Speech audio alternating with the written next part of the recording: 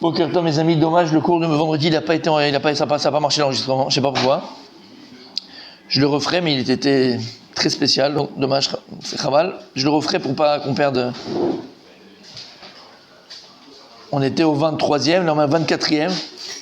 Donc 24, on va passer au 24e et je referai le 23e, mes attachés. 24e rappel.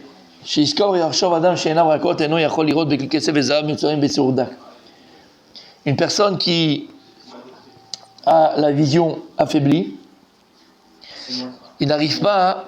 Ouais, bah alors moi, c'est une catastrophe. Catastrophe. Il ne peut pas voir la vision dans le regard. Quelqu'un qui a la vision, le regard, donc le regard, la vision plutôt, qui est fatigué, qui est malade, donc qui a des chaleurs. Donc même s'il regarde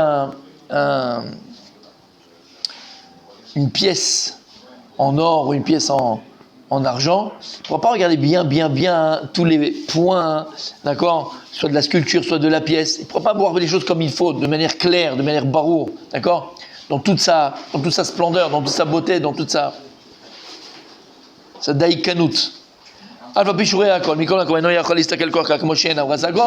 Même si Bémet, il voit le tout, il ne peut pas voir dans les détails en vérité, parce qu'il a la vue faible, fatiguée. Et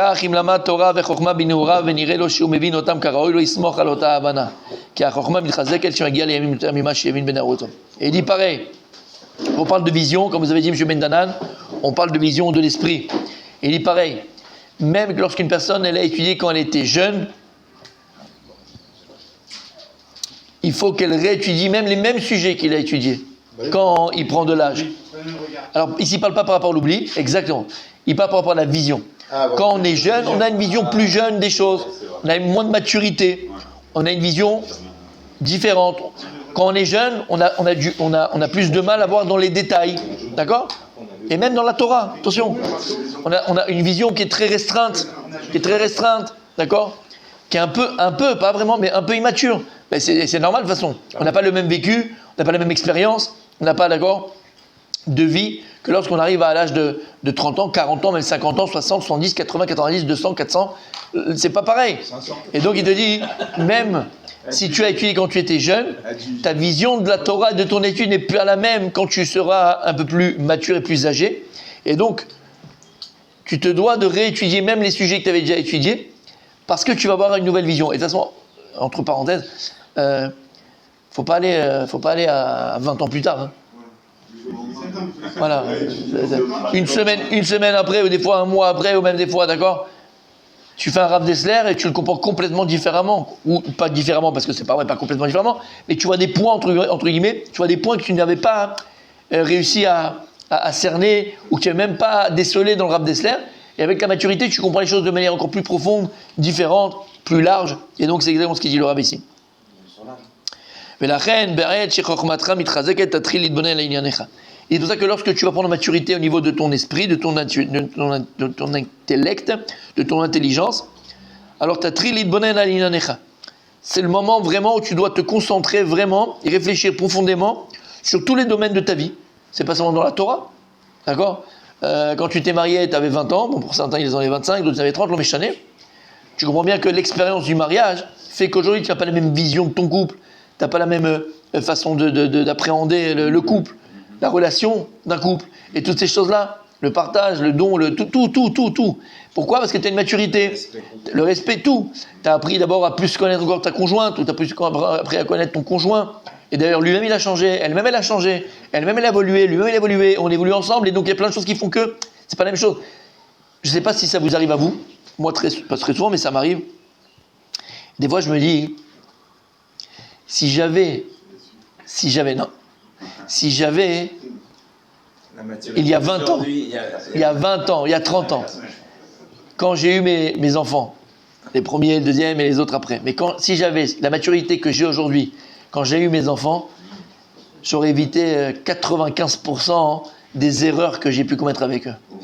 Parce que tu te retournes, moi ça m'arrive souvent, je me dis, mais pourquoi je le dis souvent ? Parce que ça me non, franchement. Tout le monde aimerait. Oui, je sais. Mais ça me permet aussi de les juger beaucoup les Kav Zechut. Beaucoup les Kav Zechut. Parce que tu te rends compte, si tu es honnête avec toi-même, que 50% de leurs problèmes, entre guillemets, j'ai 50 pour pas me mettre trop dans le truc et pas après je vais m'enterrer de vivant, donc 50% d'accord, non mais certains problèmes éducatifs de tes enfants, t'en es responsable, soit nos faiblesses ou directement de ta lourdeur, hein, c'est pas, ça dépend, ok? Ben oui. Et tu vois bien d'ailleurs que plus tu prends de l'âge et plus tu as les enfants un peu plus tard, plus avec les derniers tu ne te comportes pas du tout de la même manière, tu fais pas du tout la même éducation. C'est complètement différent. Et en général, tu les réussis mieux que les premiers. Les premiers, c'est les cobayes. C'est vraiment les cobayes. Tu les as déglingués complètement. Au début. Tu as des doutes même sur la bien sûr. Mais pas que. T'es plus calme. Mais pas que. Même sur l'éducation. Mais sur l'éducation, on est. Non, on est un peu désarmé. On est un peu désarmé. On pense que c'est comme ça qu'il faut dire, que c'est comme ça qu'il faut faire, qu'il faut être intransigeant et la pas intransigeant. Alors que quand on a une maturité, vraiment, en tout cas je le pense sincèrement, vraiment, je pense qu'on sait vraiment sur quoi il faut vraiment être intransigeant et sur quoi il faut pas laisser couler dans le sens de laisser couler, mais pas du McPeed, quoi, de pas faire le lourd et pas machin, que ça va bloquer l'enfant, ou lui mettre des bâtons, entre guillemets, qu'il n'y a pas besoin de mettre des bâtons là-dedans. Alors qu'on est sur des... Et au contraire, le secondaire, on le laisse, on en fait quelque chose de très important, et ce qui est primordial, bon, manque de maturité, manque de tout ce que vous voulez, mais en tout cas, voilà. D'accord, quand tu arrives à un certain âge, ben voilà, petite bonne haine, et puis c'est jamais trop tard. Béhémet. Pas chez Mishpor, des choses que... Mais ça parle pas, reste à Dieu, beau prochain. Mais c'est jamais trop tard. Il est jamais trop tard. Une fois, il y a une dame qui m'a dit, oui, c'est une dame. C'est bizarre parce que c'est une maman qui m'avait dit ça. Toi, elle avait un problème relationnel avec un de ses enfants. Et en fait, elle s'est rendue compte qu'elle n'avait jamais dit je t'aime à son enfant. Bon, ça arrive chez l'Oneda, mais c'est dur ça dure aussi pour un enfant. Et l'enfant, son fils, c'était avec son fils.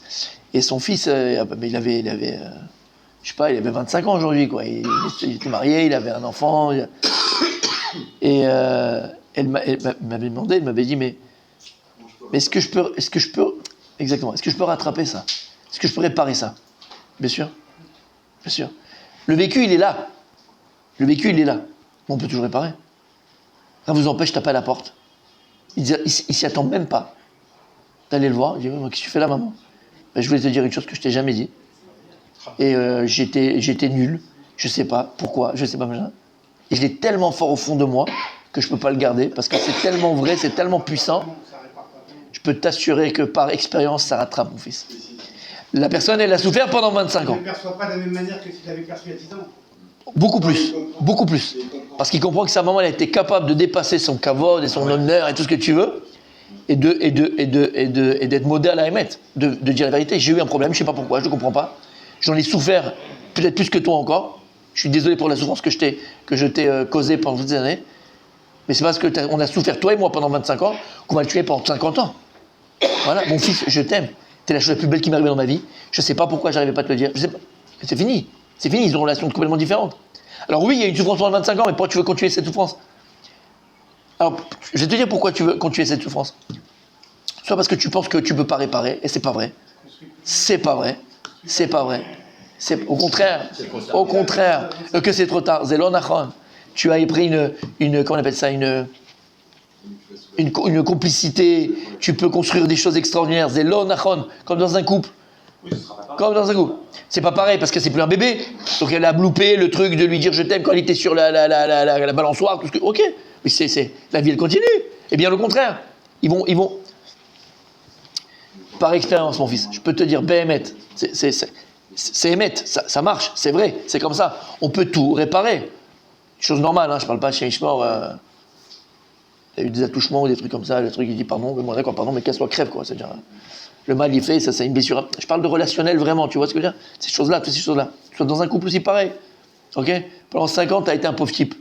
Et tu te rends compte après 5 ans que finalement, quand ta femme elle te gueule dessus, ou que ça crie, ou que ça marche et tout, je parle de cet exemple, ça peut être l'inverse, et je parle de nous ici. Et tu te rends compte finalement que Béhémet, c'est vrai, pendant 5 ans, j'ai délaissé un peu ma famille.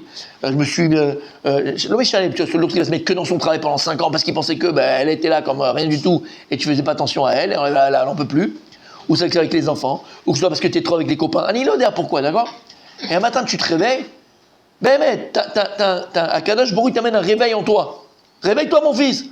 On va continuer comme ça longtemps. Et Béhémet, c'est profond, c'est vrai, c'est sincère. Tu te rends compte que Béhémet, tu as conscience que tu as délaissé ta femme. Tu l'as délaissé, tu as laissé tes enfants, tu as délaissé ta famille. D'accord, c'est un exemple que je donne. Alors, c'est pas réparable. Bien sûr, tu sois un homme. Tu sois un homme. Prends-les au restaurant tous, allez en week-end, je sais pas où. Et vous savez pourquoi je vais prendre en week-end? Pourquoi on est sortis ensemble? Pourquoi on est là maintenant? Qu'est-ce qu'il vient de raconter papa? Tu dis? Mais je me suis rendu compte que pendant 5 ans, c'est vrai que j'étais pas présent.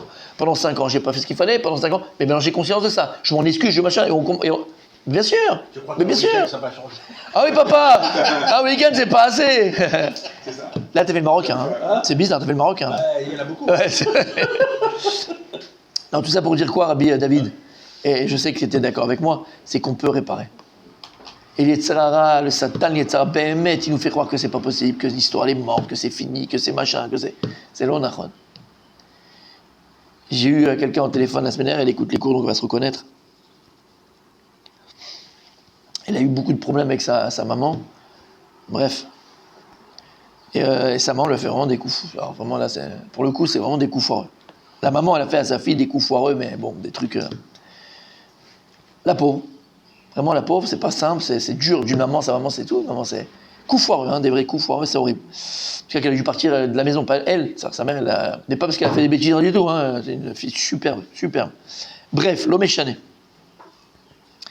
Et moi, quand je l'écoutais, le sait, et je l'entendais parler, je laissais parler parce qu'il faut parler, c'est important de parler. Et à la fin, je lui dis, j'ai pas parlé, tout le truc qu'elle m'a parlé, j'ai pas parlé. À la fin, avant de lui dire, toi, la cavote pour son comportement, qu'elle a toujours, avec le respect à sa maman, elle a jamais, tu vois. Alors que c'est dur hein, dans ces moments-là. Je dis une chose. Je te souhaite juste une chose. Malgré tout ce qu'elle t'a fait, tout ce que. Et c'est émettre. Là, je vous dis, je sais émettre. Exactement. Je dis, un jour, je te souhaite de pouvoir lui pardonner à ta mère. Je te souhaite de pouvoir lui pardonner. Et je lui ai dit, tu sais pourquoi? Pas pour elle, pour toi. Pour toi. Parce que le jour où tu pourras pardonner à ta maman ce qu'elle t'a fait, t'arrêteras de souffrir. T'arrêteras de souffrir. Et c'est la vérité. Tu comprends ce que je veux dire? Pourquoi je vous dis ça? Même dans le cas où tu veux réparer, la personne en face ne veut pas réparer. Et c'est pas fait pour toi. Toi, tu as fait ce qu'il fallait faire. Toi, tu as été jusqu'au bout de ce qu'il fallait faire. Après, tu ne vis pas tout seul, donc il y a une personne en face de toi. Tu comprends ce que je veux dire ici? C'est pareil. Donc, on revient sur nos jambes et sur nos pieds. Donc, encore une fois, quand on prend de l'âge, quand on prend de la maturité, réfléchir sur tous les domaines, dans tous les domaines de ta vie, et tu peux arriver à réparer. Et tu verras à chaque fois que tu vas arriver à comprendre, soit la relation humaine, que ce soit dans ton travail, que ce soit dans ta Torah, que ce soit dans n'importe quel, dans ton service divin, dans n'importe quoi, tu vas voir que tu vas comprendre avec profondeur, et encore, et encore, et encore. Mais tosif l'olam l'arkom mikol adam mashlo yadata. Il dit plus que ça. L'arkom mikol adam. Si tu vois et tu côtoies, sans que ce soit véritablement au départ ton ami ou ton copain, mais tu as autour de toi, dans ton entourage, des gens intéressants. Des gens intéressants, c'est les gens qui ont des intérêts. Quelqu'un intéressant, c'est quelqu'un qui a un intérêt. Un intérêt, c'est-à-dire qu'il trouve des intérêts dans leur vie. Tu vois? C'est quelqu'un qui est passionné de physique, l'autre qui est passionné de ça, passionné, d'accord? C'est intéressant, c'est les gens qui ont, eux, dans leur vie, des intérêts. Dans le sens, pas intérêt pécunier, d'accord? À volonté. Mais tu sais quoi? Tarkor otam, c'est-à-dire que va, approche-toi d'eux, apprends de ces gens-là. Ils peuvent t'apporter, ils peuvent t'apprendre. Toi, tu vas te lancer dans les crypto-monnaies. Fais pas le malin, pour qui tu te prends?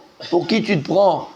Warren Buffett, là, comment il s'appelle? Buffett, là? Oui, Warren Buffett. Ouais. Parce que t'as vu le loup de Wall Street, tu t'es pris pour le... Toi, t'es même pas le caniche de Wall Street, toi. Le poisson rouge de Wall Street, on le prend pas. Va apprendre, va demander des conseils, va apprendre, qu'est-ce qu'il y a? Tu sais pas demander des conseils? Tu vas ouvrir un magasin de chaussures, les chaussures tu connais pas. Mais alors toi, tu as ton cousin qui pendant 20 ans il a travaillé dans les chaussures. Demandez, moi je connais, moi je sais tout. Va lui demander comment ça marche, comment il faut, comment les trucs, les sapakim, les machins, les trucs. Demande. Tarkor, apprends. Alors, petite parenthèse, vous avez compris, essaye d'apprendre aussi des gens qui ont réussi.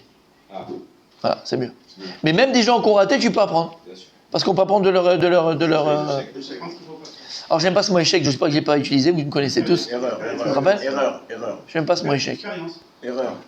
Voilà. Bonne ou moins bonne, a priori. Exactement, expérience. Exactement. Comme il dit David Amelech, Mikol Melemedai, Iskalti. De tous mes élèves, je suis devenu intelligent. Ah oui, ben oui. Parce que l'élève, il reste à une compréhension très littérale, simple, pas dans le sens péjoratif du terme, donc vrai. C'est même des fois des questions que tu poses même pas. C'est vrai en fait. C'est ça que les questions des enfants, très souvent, c'est les vraies questions. Quand un enfant il te pose une question, c'est une question des fois, pas tout le temps, mais très souvent, des questions très intelligentes. Très intelligentes. Moi, c'est pchat. Et très souvent, ces questions-là, tu n'as pas de réponse. C'est tellement simple. Non, mais c'est vrai. Non, ça, c'est un peu bête. Mais disons que d'accord. Ok. Tu enseignes, tu apprends toi-même. Ça, c'est barreau. Mais je te parle même pas de ça. Je te parle même de tes élèves, tu peux apprendre. De leurs questionnements, de leur. Ve'al tarshov. Passe pas une seconde. Mi yodea lechadesh lecha mima sheyadata be'uneurecha be'atzmecha. Oui, tu vas dire, mais qui est capable de me rajouter, d'accord, sur mon expérience, sur ce que je sais, sur ce que je connais? Personne, qui? Je les ai déjà appris, je suis déjà passé par là. Valze ne'emar, raïta ish chacham be'ainav, tikva lechsil mimenu. Quand tu vois quelqu'un qui se pense intelligent, le seul espoir, c'est qu'il devienne bête, qu'il devienne abruti. Si tu vois quelqu'un qui se croit et se prend pour quelqu'un d'intelligent, le seul espoir qu'il a, cette personne, c'est d'être bête. Il ne peut pas sentir autre chose. Lama, parce qu'il ne se repose uniquement sur sa propre intelligence, sa propre expérience. La personne intelligente, c'est quelqu'un qui va apprendre, prendre conseil, c'est quelqu'un qui comprend qu'il y a des gens qui ont vécu, qui ont fait la même chose peut-être, qui ont de l'expérience et qui peuvent t'aider.